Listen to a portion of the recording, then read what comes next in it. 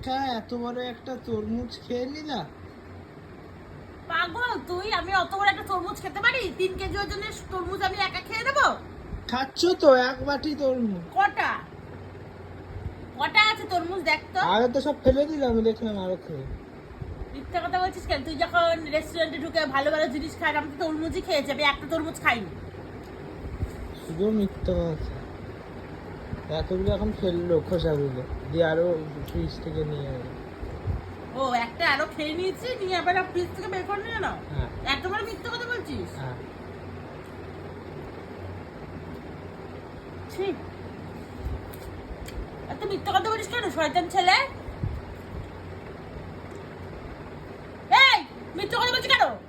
যেটা সত্যি সেটাই তো বলেছি। আমি একটা গোটা তরমুজ খাবো না, খাইনি। খেয়ে নিয়েছো আবার বলছো খাইনি, শুধু মিথ্যা কথা। বেশ করেছি, বেশ করেছি। তোর মতো গিয়ে রেস্টুরেন্টে গাদা গাদা টাকা খাই না।